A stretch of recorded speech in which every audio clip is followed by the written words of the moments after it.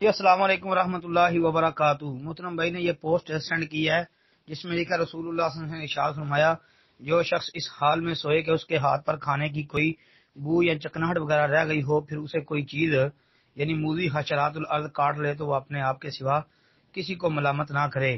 سنن نبی داود کا حوالہ ہے 3854 نمبر حدیث۔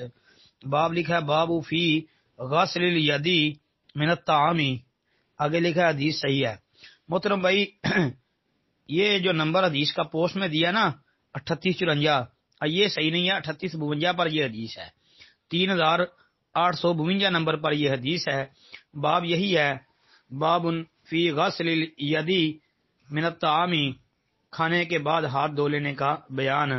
عنوان یہی قائم کیا امام ابو داود رحمۃ اللہ علیہ نے، اور حدیث صحیح ہے، جی صحیح ہے۔ ابو ہریرہ رضی اللہ عنہ حدیث کے راوی ہیں کہ نبی علیہ الصلوۃ والسلام نے فرمایا جو شخص اس حال میں سو گیا کہ اس کے ہاتھ پر چکنائی لگی رہ گئی اور اس نے اس کو دھویا نہیں اور پھر اسے کچھ ہو گیا تو اپنے آپ کو ملامت کرے، جی فلا یلومن الا نفسہ، یہ سنن نبی داود کے الفاظ ہیں اور حدیث صحیح ہے۔ ابو داود کے علاوہ یہ روایت سنن ابن ماجہ کے اندر بھی 3297 نمبر پر موجود ہے، اور صحیح ابن حبان وغیرہ کے اندر بھی دیکھ لیں۔ السلام علیکم ورحمۃ اللہ وبرکاتہ۔